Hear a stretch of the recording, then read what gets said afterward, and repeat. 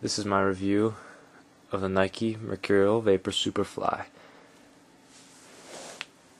In response to some requests for a review, decided to show the boots here in their entirety and discuss my experience with them for the past couple weeks. Taking them on probably 5 to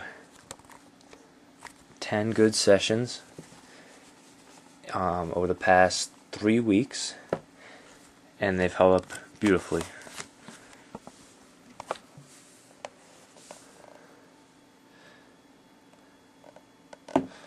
First impression was taking them out of the box and you're like, wow, these are light shoes.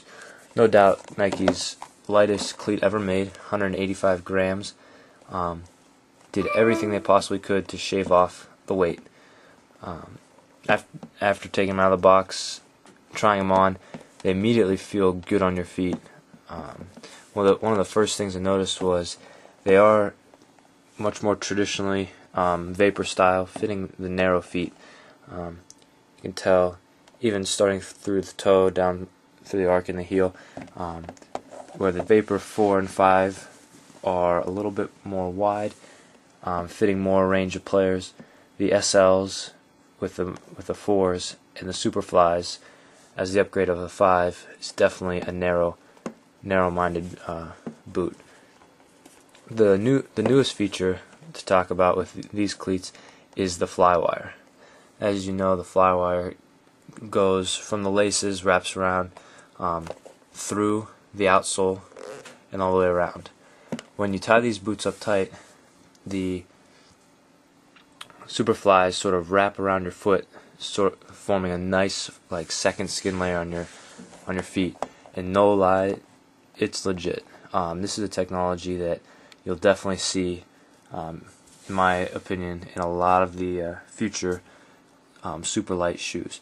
Now the heel flywire, I didn't notice a ton of difference on that, but I'll tell you some of the things I noticed with the flywire throughout the shoe is with that second sin feel, your touch and your strike of the ball is as true as it's ever been. There's no extra leather, there's no extra room within the shoe, so the way you strike it is the way the ball comes off your foot. Extremely true. Making powerful lace driven balls fly strong and accurate, bending, swerving balls pretty true to flight. One thing that is interesting about the Superfly design is the gloss coating on the outside, which is not the same on the inside. So as you can see, it starts around the heel, wraps around the front, and stops about halfway, and the rest is just normal. I actually thought Nike should have reversed it and put the gloss on the inside. A lot of the inside of the boot passes and shots would get a little bit more swerve with that coating. With the outside of the shot, outside of the boot shots, and little outside the foot push passes, that gloss really doesn't, in my opinion, doesn't really make a big difference. Some of the new additions for the Superfly, of course, they kept the carbon fiber outsole. The manual mentioned it's a 7-layer carbon fiber. It's extremely light, extremely strong, and extremely reactive. One of the things noticing when you're running is that pop out, just extremely responsive boot when you get up on your toes to that sprint. Of course, one of the noticeable differences are the carved out heel and ball of the foot cleats. Honestly, you can tell that this was a feature made for elite players, elite surfaces, whereas high school, college, semi-pro, amateur teams who don't have a fine pitch to play on, quite honestly, these pick up a lot of mud, and I've had a lot of mud. I've had to clean these out after almost every session. Nice idea, something I don't know if it's really gonna stick with the future for cleats in general. Let's see.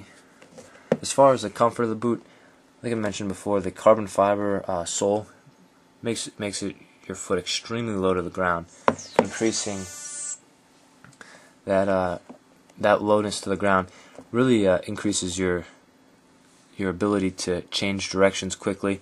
You're not high up off the ground. You're not sitting above the turf, and you're able to really get under the ball when you're trying to get some air under it. You're also able to get over it with your foot being truest to the surface. Let's see. As far as some of the points that I really was surprised about the boot, the leather hasn't really held up as much as I thought. There are certain parts, I feel like I have a pretty traditional narrow to medium foot. There are certain parts of the leather, as you can see here, it's sort of curled up, and you can see as you push on it, it sort of pops back. It's sort of formed hardened in a couple spots. If you search eBay, you'll find a couple of guys who are selling their used cleats. When they get broken in, they don't really look that great. Now, these are, as you can see, you got a scuff there. These are probably only 3 weeks old, and these little parts right here, I don't know if you can see it because of the black. These little parts right here are actually like where the leather is sort of cupped a little bit, and you just push on it and it sort of pops right back, not really forming to the fly wire filaments that are in there. Overall, for the price that these boots cost, I mean, it's an amazing experience. You gotta try them out. You gotta see it to believe it. They are a phenomenal boot. Quite honestly, my plans for them, I'm probably resell them someday or add them to the collection.